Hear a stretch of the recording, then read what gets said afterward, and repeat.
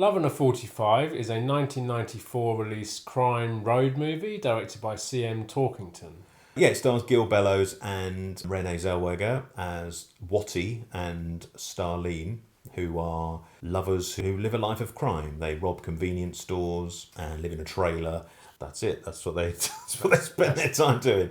Shortly after the start of the film, they're visited by Creepy Cody and Dinosaur Bob, a couple of mob enforcers, played by Jace Alexander and Jeffrey Combs. And they tell him that the mob guy that he borrowed money off wants his money back very soon. Just after, his ex sort of cellmate or prison buddy called Billy, played by Rory Cochrane, pays a visit and tells him about a big score at yet another convenience store. As he needs this cash, like he says, it's about 10 grand, I think, something like that. Yeah. He decides to go along with him to rob this place. But as it always does in these movies, it all goes wrong. Somebody ends up getting shot and they have to go on the run. Billy goes a bit nuts. I mean, he's drug-addled and he's already a bit nuts. So Watty has to leave, basically abandon him and leave him behind and take the money and run with Starlene and head for Mexico. Unfortunately, before they manage to get away, a couple of cops pay a visit. They end up getting killed as well. So that gives them even more a reason to get across the border to Mexico, try and make a new life for themselves away from the law. And blood and violence ensues and some other crazy things. So second week of our Tarantino-esque neo-noirish 90s crime thriller fest. Yeah, I mean, this is probably more... it's tricky. You can't... Tarantino-esque, certainly, but it's tricky, this one, because it kind of came out... It came out before Pulp Fiction, just before Pulp Fiction, so it was probably filming while Pulp Fiction was filming. It also came out... I mean, it's probably closer to something like Natural Born Killers and True Romance, but obviously True Romance came out the year before, and Natural Born Killers, I think, also released after this film. So, they were probably making themselves... I mean, there's a lot of things in here which I think are very similar to things that turn up in Natural Born Killers as well. So, whether you can call this Tarantino-esque, I mean, it's kind of Tarantino-esque by accident. Yeah. Just from other films that were being made during the 90s. I'd say this is possibly more closer to films like Natural Born Killers. And in a lot of films that came out of the 70s, there's a lot of links to the 70s, specifically Peter Fonda and Anne Wedgworth, who play Renée Zellweger's characters, Starlene's parents, and they are both famous for appearing in many 70s films. So I think, it has a lot of links to the 70s, this film. Starlene even mentions Faye Dunaway and Warren Beatty, doesn't she? Of course, yeah. Bonnie and Clyde. Yeah, so you got Bonnie and Clyde and Badlands, which we covered, which is another, the kind of, the two young lovers that go on the run on a kind of either spree killing or robbery and things like that, which is, more in this film. Again, it's very 90s, this film, very of its time. I mean, this is one that I chose because I always really enjoyed this film. It's a bit nuts. It's a bit OTT. I mean, it's weird if you watch Natural Born Killers, which I haven't seen either of these for years. I've only seen Natural Born Killers like once, I think. I had it on DVD, but once or twice. It was so mental, that film. But this is pretty mental at times too. Much like Things to Do in Denver When You're Dead last week, they are stupid, these people. And you're like, how the hell do you live? How do you just get through? Because the mistakes they make are just ridiculous. But I think... And maybe the difference here is, in this one, you kind of, they're stupid. Last week's you kind of feel like they shouldn't be stupid because they're part of a crime syndicate. Do you know what I mean? Yeah. Whereas they possibly shouldn't be that dumb. Whereas here, they've just been in and out of prison all their lives. Yeah. They can't quite make it in their lives. They haven't had great starts to their lives anyway. And so all they've got kind of going for them is a bit of crime. But that from the off. These people just are kind of doomed from the off. Yeah, but I enjoyed it because of, I think, many other things that are in there. It's got people like Butthole Service on the soundtrack that I absolutely adored at that time, and still do. So that kind of sold it for me. The kind of the music and the colour and the kind of the slightly weird. I mean, it's very psychedelic. It's kind of a drug-induced nightmare, this film at times, and that's what I was into at the time. Does it still work today? Maybe not as much, but I still enjoyed it. We watched it together. Yeah. But it's definitely a 90s feeling film, this, I think. I mean, I really enjoyed it at the time because, obviously it's got three members of the cast from Dazed and Confused. It does. It's got Rory Cochrane and Renée Zellweger and Wiley Wiggins, who is the main character in Dazed and Confused. And I loved Rory Cochrane's kind of stoner character. He just was so cool in that film. And this is completely different. He's completely psychotic. He's on like every other drug, and he just completely goes mental. And I really enjoyed his work. And he was not a lot of films. He was in Empire Records also with Renée Zellweger. I really enjoyed him as an actor in the 90s, and I think that's probably how I found this film. So, yeah. Yeah, I mean, I think most of the cast give pretty good performances. I'm a big fan of Jeffrey Combs, and he doesn't disappoint in this. He doesn't, no. I wish he was in it a bit more, and he should be in more films. Yeah, he should. Making cameos. He's in The Frighteners, wasn't he? He's in The Frighteners. Yeah, he's not obviously most famous for Herbert West, the Reanimator, but no, he's always a welcome addition to any film. Really, he always puts a smile on my face when I see him crop up. Like you had with Things to Do in Denver When You're Dead, it reminded you of a lot of other films, which probably came out after it. This was the same, it did remind me of True Romance and Natural Born Killers and things like California and stuff like that. So it wasn't really didn't really feel like anything new particularly. And a lot of those films, the characters do get some sort of comeuppance because, at the end of the day, they are criminals, they kill people, they rob people, and most of the time there is some sort of repercussions for that.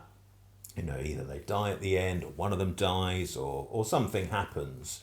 But there don't really seem to be any consequences for these two. Not to spoil anything, but they... But then they're not as bad as... Well, they're not, but I guess they don't actually kill anyone, do they? But, no, one of them does. Oh, yeah. But yeah, I kind of thought the film just let them off with, even though they certainly weren't the worst in the film.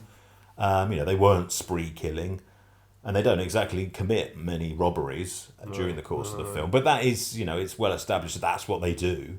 At the start, Watty has a big speech with Wiley Wiggins' character telling him, how he robs, how to rob a convenience store basically, and the rules and everything. So he's clearly a career criminal, and he's been in prison. While he's a likeable guy, he's still, a bad guy. So, but there's no sort of comeuppance for him in any way really, which is fine, but it kind of lets people off the hook a bit, which I don't know, it left me a bit I didn't, it's not like I wanted him to go down a blaze of glory like Bonnie and Clyde or something like that, but I don't know, it just I wanted something to happen. Yeah, it didn't bother me so much because obviously every other film does that. Well, yeah, it's kind of nice to see something slightly different, I suppose, and they're not the spree killers that Badlands, they are in that, and Bonnie and Clyde, and so many of the other films. Natural Born Killers, obviously, they're completely twisted, and they're not there. I mean, it's Rory Cochrane's character that is the kind of that element of the film, and they're kind of they're a little bit like Love Struck. These two young lovers that kind of he's had a bit of a life of crime and he wants to go straight and he's trying his hardest to go straight, but then his Rory Cochrane kind of character comes along and kind of completely messes it up for him. I mean, yes, he's not going straight at the beginning of the film because there is a robbery, but I think at this point he's trying to get enough money for his an engagement ring for Starlene, and then he wants to kind of maybe go straight a bit. Yeah, I mean, it's very much it's full of other things you've seen before, but I think this film, it kind of feels like you can see those influences. I think the director was well aware of the homages he was making and the nods to other films. I mean, weirdly, when I was thinking, it's not so much Tarantino, but what this film does remind me of is things like Wild at Heart and David Lynch. Yeah. I mean, there are links to David Lynch. Jack Nance is in there, who was in Twin Peaks and Eraserhead and other work by David Lynch. Wild at Heart really felt, that's clearly a film that's, similar here a lot. And I think there was many links in here to not Tarantino stuff, but maybe things that Tarantino is also influenced by. Also, like I said before, all the 70s movies. But I think it kind of wears those influences on its sleeve, this film. And it is like a big mash of those films. But for me, not in a bad way, because I love a lot of those films that this film is kind of borrowing ideas from. Not by any means a blow you out of the water original film, but I think at the time I enjoyed it for, it was this, like I said, this kind of drug-induced craziness, psychedelics going on. You know, there's a few things, and like I said, similar to Natural Born Killers, as a scene at the beginning when they're in their car, and it's clearly on a, you know, it's not. I mean, obviously, some films use green screen at the back of a car, but then other films use it purposely, and they're doing it because they're putting like weird psychedelic stuff in the background, and the car's kind of moving around, which Tarantino does, and I think Oliver Stone did in Natural Born Killers. So it kind of takes you out of the picture in a weird kind of, you know, like drug haze kind of thing. And I loved that kind of stuff in the 90s. So that's, so for me, I really enjoyed that side of it. But nothing new. If you've seen Natural Born Killers, or you've seen True Romance, or you've seen any of the things that came out of the 70s, or you've seen a lot of David Lynch work, then you will recognise things here. The scene where the Butthole Surfer song that plays is Who Was in My Room Last Night. And weirdly, the scene that it plays on is very much like the video of that song, because in the video of that song they're in a car, and in the scene that this play takes place they're all in the car, and the car's kind of driving along quite weirdly because the camera's moving around, so it feels very much like the promo video of that song. So I think there's a lot of music video stuff going on here, and I wouldn't be surprised if maybe C.M. Torkington himself came from music from music videos. I mean, he hasn't directed anything. Well, he hasn't directed any films since. Has he? Okay, he's actually in the film. He plays a tattoo artist that he's trying to tattoo Rory Cochrane's head. If I wanted to see a crime road movie about a loved-up couple, then I'd probably go to True Romance. If I wanted to see a similar thing but with more psychotic characters, then I'd watch Natural Born Killers or California. Yeah, I think I love it because of the time I saw it. Yeah. I saw it kind of back in the mid-90s. I had it on. I had a big kind of X-Rental VHS tape. That's where I first got it, from my local video shop. The same with you as Things to Do in Denver. It felt like I'd seen it before, even though I hadn't. If you see what I mean. I mean it's stylized. It's kind of style, a lot of style. Well, I wouldn't say all style, no substance, because I think there is substance in there. Different types of substances as well. Yeah, so you can rent it or buy it digitally on Amazon. I mean, it may be streaming on other platforms, nothing that I could find. Austria seemed to have, well, I don't know if it's actually been released yet or when the release date is, but there does seem to be a Blu-ray scheduled for a release at some point in Austria, but nowhere else that I could find. Random country to have it, but no, it doesn't appear to have had any sort of Blu-ray anywhere else. Which is a shame, because I mean, it's, you know, I think it's probably quite a low budget film, this. I mean, it's fairly decent cast as well. It feels kind of low budget, the film, and but yeah, it'd be quite. I would definitely buy it on Blu-ray if they released it on Blu-ray. So there's one buyer. There you go. I don't know. I mean, it didn't have horrendous. You know, I think it was quite positive. I think reviews at the time. Wait, was it straight to video here? Well, it may well have been, because I literally remember going. You know, I'd get, much like record shops in those days, you know, I'd go into my local video shop, which was our local video shop at the time, and you know, he was cool in there because he had some weird stuff. You know, it wasn't all like, I like mainstream stuff, but then I also liked kind of off, you know, indie stuff, you know, off the beaten track type movies.